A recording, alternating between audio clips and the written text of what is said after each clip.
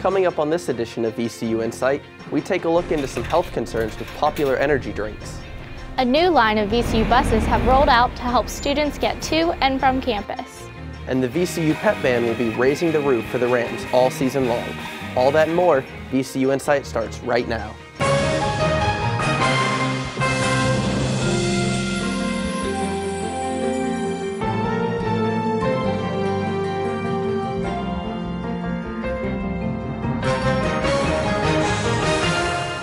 Hello, and welcome to VCU InSight. I'm Brittany Tilley. And I'm Zachary Holden. Thanks for joining us. There's been a lot of buzz about energy drinks lately, including some concern. We have Martha Brickey here in studio to tell us more. Thanks, Brittany. While many young people enjoy the effects of energy drinks, health professionals say they're weary of the risks. Students on campuses around the country, including VCU, say they're just a part of college life. Lauren Girardi is a full-time VCU student who works 2 jobs. With her schedule, she relies on the energy drink Red Bull to get her through. Well, I do work 2 jobs and I'm a full-time student at VCU. So I'm very busy, so the extra boost of energy really helps. Although these drinks are often used to boost energy, experts say the side effects can be dangerous, causing anxiety, cardiac arrest, and even death. Recently, a lawsuit was filed against Monster energy drinks when a 14-year-old Maryland girl died after drinking their product. Vending machines like this one here on campus are just one way students can get these energy drinks. However, how heavily do students rely on these products? Director of VCU's Wellness Resource Center, Dr. Linda Hancock, has been tracking energy drink usage on campus. She has found there are typically 2 types of students who use the products. I got my work hard, use caffeine drink group. I have my party hard, use caffeine group, but they're still the minority of all my students. In fact, according to her research, only about 15% of VCU students use energy drinks. Despite being in that 15%, Girardi understands the caution she should take while drinking energy drinks. It's good in moderation. Like if you drink them excessively, like all the time to the point where you become dependent on them, then yes, I think there's a problem. A problem that some believe could lead to risky results. For VCU InSight, I'm Martha Brickey. Although experts say energy drinks should not be used by everyone, according to Beverage Digest, they're the fastest growing type of soft drink in the U.S., with sales increasing 17% from last year. VCU students, faculty, and staff now have a bus line of their own. A new transportation service gives riders a safe and reliable way to get from campus to campus. InSight's Amanda Dix has the story. At the beginning of November, VCU Parking and Transportation partnered with Groom Transportation to launch their new bus line called Ramrod. Officials say safety and reliable service were the key components in designing the 11 new buses, which cost close to $2 million. VCU Ombudsman and Transit Specialist Miriam Maddox says students can clearly identify the buses, which feature the VCU and Make It Real campaign logo, along with sporting the Ram black and gold. When you see this bus, there's no mistaking what university you're affiliated with and where you're going. I think it really represents the university well. The Greater Richmond Transport Company ran VCU's buses until earlier this year, when the university let the contract run out. Riders can get on at designated Ramrod bus stops around campus. The buses include readers to scan VCU cards, Wi-Fi on the campus connector, bus racks, and GPS service, which allow riders to track the bus's location by going online or using the VCU app on their cell phones. The VCU Ramrod travels to multiple locations around the Monroe Park and MCV campus, like here at the A-Lot. VCU psychology senior and commuter student Erica Coleman uses the campus connector to travel between Monroe Park and the MCV campus. Coleman uses the GPS system to time bus arrivals. I love that because I know I have to wait for the bus 15 minutes before, so it's like I can stay inside, wait for the bus to come, and just like avoid the cold. Maddox says the previous bus line had about 1 million students faculty and staff riding each year, and she anticipates this will only go up with the new buses. For VCU InSight, I'm Amanda Dix. In December, VCU Parking and Transportation is launching a different campaign called Ram Safe, a new security escort service for the university. Security has been top of mind for VCU students this semester. When crimes happen on campus, VCU police sends text and email alerts. In early October, students living in the Broad and Belvedere student apartments got an unusual crime alert. InSight's Diva Payne has more. VCU sophomore Naja Lee says she doesn't feel safe in her building anymore. Like, we already have a lot going on outside of, our buildings or just around the campus. So it's like the fact that something happened in our building, it's like you're not safe anywhere. Early morning on October 19th, a man entered the Broad and Belvedere student apartments without being detected. He broke the lock on an apartment door like this one and entered. The crime alert said the man entered here and quickly made his way to the refrigerator, only to be discovered by the victim minutes later. When the female victim found the man getting food from her refrigerator, he immediately left the apartment. VCU police haven't released the victim's name, but she posted photos of the damage to her door on Instagram. VCU police sent out a crime alert later that day to all residents in the building about the unusual circumstances of the crime and are still investigating. They refused to comment on the case, but VCU police officer Matt Ruland says students and residents need to be more aware of the possibility of burglary during the upcoming holiday season. Make sure you lock your house up, put the lights on, check with a trusted neighbor or friend to check on your house for you, to take the mail. Lee says she doesn't think the police responded well and is confused on how the crime even happened. The text was okay, but a break-in happened in the building. We sign people in all the time. Every resident has to sign in their guests at the 24-hour security desk. Last year's campus safety report says only 9 burglaries happened in the residence halls. VCU police says this incident was an anomaly. For VCU InSight, I'm Diva Payne. VCU police say burglars target homes that look unoccupied or a little messy. They say an easy way to keep you from being a victim of theft is to keep a light on in your house at night. Over the past few years, social media has made itself a major component in businesses and their success. Tonight, InSight's Nicholas Nightingale has a local business owner and an avid social media user in the studio. Tonight I'm speaking with Nathan Hughes, Vice President and Sales Manager for the local real estate company Bandasian & Holden. He's also a co-founder of Richmond's Social Media Club. Nathan, thanks for being here. Thank you, Nicholas. Well, first I just want to get your take on, because you have this tag RVA Business that you use for a lot of stuff. You use it for your Twitter account, your website. What kind of made you come up with that? It's so simple, but it's been so effective. Sure. Well, it was, several years back before RVA was all over everything. But I certainly wasn't the first one to start using RVA.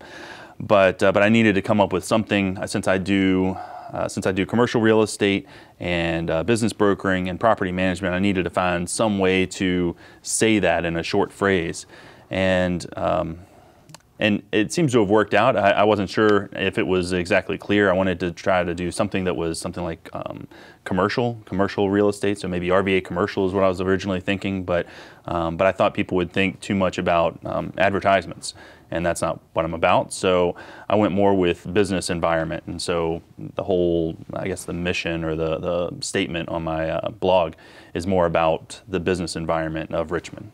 Okay, and also because you're one of the co-founders of the Richmond Social Media Club, can you kind of tell us just what that group does? Certainly. We do. It's actually the local chapter of an international organization. I don't know. I think it was 30 some countries around the world. Might even be more by now, because that's old information. But they the tagline is, "If you get it, share it," and so the idea is to educate and promote best use of social media and ethics in social media and things like that. Basically our concept, and there are different concepts in different markets, but ours was to be a place where people could take their online relationships offline and continue them. And that's what it was really at the beginning. But we always felt like education was a major component of the organization, and for our meetings we wanted to have it have the networking be highlighted, but also have a very strong educational component with each meeting. Now, I know you don't technically work in social media, but in real estate, it can also help you. So how important is social media when dealing in the real estate industry? Well, it's for the way that I market, it's very important because I feel like if I know that you're looking to move, then it's probably too late for me to get involved. My marketing strategy is more of being top of mind, and it's certainly not the only reason why I do social media. I think that you need to have a personal involvement with it, or you're just not going to stay involved and follow up like you should and be present like you should. But for my business, it's very important. People come to me because they know what I do, and because I'm not ramming it down their throats. So I said one more quick question about the actual business that you do. Do you deal specifically just with restaurants? Because I know it's commercial, but I know you specialize in restaurants. Right. What is that like? Just really quickly. What do you mean? Just dealing with restaurants in what general, is it like, especially in a city like Richmond. Well, it's pretty exciting because Richmond is such a food town. Everybody loves all of the new restaurants that are opening up and all of the creativity and the fact that they're independently owned restaurants that are cropping up, and so it's pretty exciting. It's nice to be on the inside to see what's coming. But it can also be a little bit frustrating at times because you want to see all of these great, these great personalities, these great people succeed, and just it's the stark reality that they're not. That I've forgotten what the statistic is exactly, but a lot of them aren't going to succeed. So it's heartbreaking sometimes to work with somebody and then get them launched out and then to see them fold a year to 3 years out. But it's also very exciting to see these dreams come alive because it's the dream of a lot of people to start a restaurant and start their own business. Yeah, especially in a city like Richmond. But right. We're running out of time. But I've been speaking with Nathan Hughes. He's a local real estate agent and social media enthusiast. Nathan, thanks again for stopping by. Absolutely, thank you. Residents who know Richmond history would say it lies underground. There's a place in the capital city where people are focusing on both what's above and below. InSight's Gabrielle Jackson has our story. Instead of sleeping in or running errands on a Saturday, people from the surrounding communities have decided to spend their morning volunteering at Evergreen Cemetery. We got here when it was about 45 degrees outside, as you remember, and we're warming up and really having a good time. The 60-acre historically black cemetery has been swallowed alive by trees, kudzu, and bushes. Over 5,000 are buried here and are lost due to unmarked graves and overgrown nature. John Shuck has been the volunteer coordinator of the cleanups for 4 years. He said his first image of Evergreen reminded him of a forest. Before we found this monument, we probably walked right where we are now and didn't even see it. Many different groups and volunteers have been working on the weekends for the past couple of years to try to restore Evergreen to what it used to look like in its previous heyday. And even though there are no pictures of what this cemetery used to look like before the overgrowth, volunteers are still working hard to try to restore it to what it should look like now. People of all different ages have spent their weekends cleaning up Evergreen and taking a tour to learn more about this African-American version of Hollywood Cemetery. These groups have adopted different areas in the cemetery to work on, unearthing graves that haven't seen the light of day in a long time. And they're buried, like 6 to 18 inches under the ground. So when you find one, you just feel like, you've done some magical thing to unearth a gravestone. A feeling that can last a lifetime. For VCU InSight, I'm Gabrielle Jackson. Only parts of Evergreen Cemetery have been cleared out so far, and with new volunteers showing up each week, Shuck is confident about getting the job completely done. On any given Saturday, it's not unusual to hear high heels on Old Brick Road in Short Pump's West Broad Village. But in late October, shoes went from fashion statement to fundraiser. InSight's Megan Gallagher has more. There are many places to shop for the latest high heel fashions in the Short Pump area. But for a local radio station's recent event, you might be surprised to see who strapped on a pair of pumps. Q94 started its Hunks and Pumps last year to raise money for breast cancer research. Men risk sore feet and run in high heels to help find a cure. Despite the threat of Hurricane Sandy later that week, this year's event saw more than 100 runners and thousands of dollars raised. Get set, go! They ran the length of Old Brick Road and back up the other side. The event even brought out some famous faces willing to strut their stuff. Terry Cass is a 21-year breast cancer survivor and employee at Clear Channel Radio. She says Hunks and Pumps is very near to her heart. Last year was our first year. We had great turnout, and I am so tickled with what's going on today. And while this isn't their first year doing Hunks and Pumps, it is the first year that Q94 has partnered with the VCU Massey Cancer Center for the event. VCU Massey Cancer Center's Jay Luger says that the money will go back to local research. It's a great partnership. There are a lot of people out today, a lot of men that are going to suffer in their high heel shoes, including myself, to raise money for cancer research at Massey. It also hit home for Luger, whose mother passed away from cancer a few years ago. So I'm going to run in her honor, and it's a wonderful thing to be able to do that. After the race, most were only too happy to take off their heels and nurse their sore toes and blisters. For VCU InSight, I'm Megan Gallagher. After the race, runners could win awards like Most Money Raised, Most Outrageous Outfit, and Biggest Whiner. In the Commonwealth's recent Senate election, former Governor Tim Kaine won over rival candidate George Allen. Campaigns are all about volunteers, and InSight's Manhattan Royal is in the studio tonight with one of them for Senator-elect Kaine. Today I'm here with Diane Nguyen, a former campaign intern for Senator Tim Kaine. Diane, thanks for joining us. Oh, I'm glad to be here. So first of all, what do you study in school? I know you're a VCU student. I'm an international relations major, but I'm also minoring in economics and women's studies. Okay, so tell me what it was like interning for Tim Kaine during the campaign. I mean, it wasn't as exciting initially as I had hoped it to be. It was like mostly like kind of like grunt work, but at the end it like all came together really nicely, and I really felt like I was making an impact. But it was just so great to be around like such passionate people and people who just devote their like entire days from morning till night, like just working on the campaign. Okay. So how was it like working for him? Did you come in contact with him, or was it just? Yeah, it was cool because I mean, I wanted to intern with Tim Kaine because he is, you know, definitely more local than Obama is, for instance, and we would see him in the office like all the time. His office was upstairs from where I worked, and he was like really friendly, and he came in and he like gave us a pep talk every now and then, and his wife came in a lot. It was really nice. Oh. Why were you inspired to get involved in this campaign?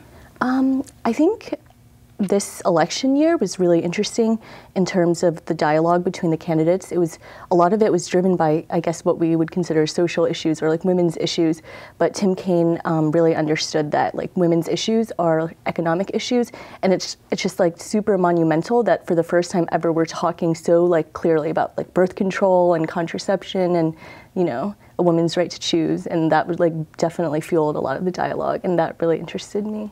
Okay. Yeah. What kind of things did you do during your internship? I was a field intern, which meant I was mainly contacting voters, and I did everything from calling, you know, just like cold calling people to canvassing on the weekends, door to door, and I just met like, we mainly were targeting Democrats or, you know, inconsistent Democratic voters or undecided voters, and it was like really interesting to ever, you know, come across an undecided voter and really be able to have a conversation with them. Oh, okay. Were there any challenges, or what was the most challenging thing about the entire experience? I think it was just the attitude, the general attitude you get from the constituent, because you start to feel like no one cares. And, you know, I started to feel like a missionary, like going door to door, and I just like got rejected so many times. And I think it's about getting over that rejection and just like, you know, going for it anyway and not letting people, I don't know, put you down for like what you're doing, and to just like constantly like believe in Tim Kaine's message. But yeah, I think it was just people that were apathetic. Towards the end, I was happy to just have anyone have a conversation with me, even if they didn't agree with me. Where were you and what were your feelings when you found out that George Allen conceded? Oh my God. Well, I was at the Marriott downtown at Tim Kaine's election party, and it was probably one of the happiest moments of my life. And it was just so emotional that I was in a room with hundreds of people that were all there for the same reason, so passionate about, you know, Tim Kaine and Barack Obama. And when we found out George Allen conceded, people, I mean, it was weird because there was like a delayed response because, you know, people were Googling it, and they're like, the actual election party got it later than I did because I saw it on my phone first. Yeah. What was your favorite thing about the entire experience? I guess just the feeling that even though you're doing a very, I guess I was doing kind of like routine work, you know, it got kind of like the same after a while, but the feeling that at the end when it all came together and everyone's just doing their part and everything coming together and actually working out, it felt like very, very empowering. Just like the idea of collective action actually making a difference. All right, thank you. Yeah. I've been speaking with former campaign intern Diane Nguyen. Thanks for joining us, Diane. You're welcome. Now let's take a look at some of the upcoming events around Richmond. To honor Virginians killed in the attack on Pearl Harbor, the 71st Pearl Harbor Remembrance will take place at the Virginia War Memorial on Friday, December 7th. The event is free and open to the public. Join Light 98 and Q94 at Short Pump Town Center for a 36-hour live radiothon benefiting Children's Hospital of Richmond at VCU. It begins Friday, December 7th at 5 a.m. For those who would like to tour fabulously decorated homes in the Fan Holiday House Tour will be on December 8th and 9th from 1 p.m. to 5 p.m. The cake boss himself, Buddy Valastro, will be center stage at the Landmark Theater sharing behind-the-scenes bits and holiday tips on December 13th at 7:30 p.m. Tickets range from $35 to $45. Get into the holiday spirit by seeing the iconic Nutcracker, put on by the Richmond Ballet at the Carpenter Theater at Richmond Center Stage from December 14th to December 23rd. Tickets range from $20 to $120. Every year, Richmond plays host to dozens of music festivals of all genres. The city branched out earlier this month and hosted its first Uke Fest. What's a Uke Fest? InSight's Brandon Agee has more. It's got 4 strings, it's a member of the guitar family, and it's Hawaii's tradition. For a small instrument, the ukulele carries a big following. Lanikai Ukulele sponsored Virginia's first Uke Fest at the Cultural Arts Center at Glen Allen in early November. Thomas Wakefield is a local ukulele instructor and a guitarist for the Richmond band Gypsy Roots. He took to the stage on opening night. But there's an immense amount of talent in just the audience that's coming in, and I'm certain that they're going to bring in sort of like a melting pot, if you will. A melting pot for ukulele musicians from all over Virginia. The Uke Fest was 2 days of concerts, workshops, and ukulele vendors. Firefighter Eric Alger came from Virginia Beach to get ideas for his own ukulele group. I really like the instrument, the way it sounds, the people associated with the type of music, and we don't have anything like that in Virginia Beach yet. Tickets were available for individual workshops and concerts, or as a package deal. The event also hosted a jam session, which gave beginner and intermediate ukulele players an opportunity to learn from the experts. Retired audiologist Wayne Moore picked up the ukulele a year ago and came from Roanoke just to have a good time. So I said, well, that looks like fun. I'll just give it a try and see what it's like. And I'm hooked now. So it's a lot of fun. The ukulele started from a Portuguese instrument brought to Hawaii in 1879. Music vendors from across the area offered ukuleles of all types and sizes for enthusiasts to try. The Uke Fest gave everyone the opportunity to play, learn, or just to enjoy ukulele music. For VCU InSight, I'm Brandon Agee. Organizers call Richmond's first Uke Fest a success and say they'll bring it back next year. And finally tonight, it's November, and that means basketball is in full swing. VCU's pep band, the Peppas, and the student section, the Rowdy Rams, have the Siegel Center labeled as one of the toughest places to play. InSight's Scott Wyant has the sights and sounds behind the group who keeps players and fans on their feet.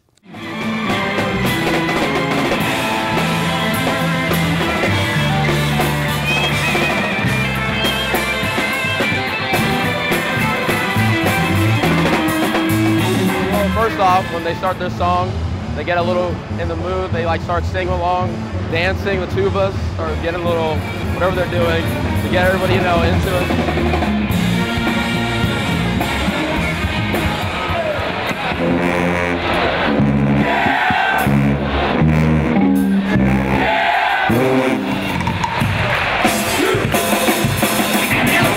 I wanted to be known as a performer, I guess, an extra thing for the game. I want people to not only come to watch the sport, but to come to watch the pep band.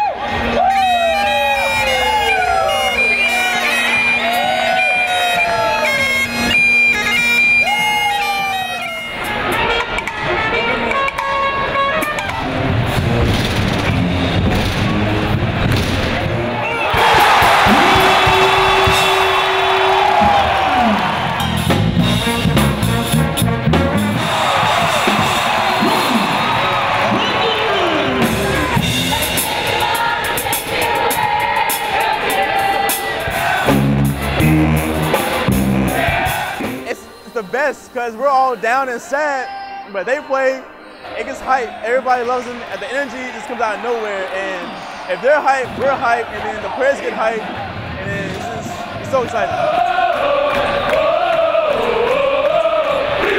Best environment ever. I mean, they have about the team, the fans, the coaches, everybody. Everybody loves them, and it's the best thing ever.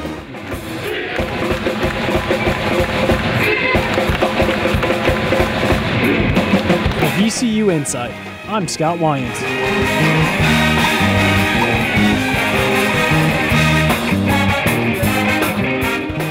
The VCU men's basketball team starts a 4-game homestand on December 15th against Alabama. Then it's Western Kentucky on the 18th, Longwood on December 21st, and Fairleigh Dickinson to close out 2012 in the Siegel Center on December 29th. And that's going to do it for another edition of VCU InSight. Make sure to check us out online at insight.vcu.edu. Thanks for watching. I'm Brittany Tilley. And I'm Zachary Holden. We'll see you next time.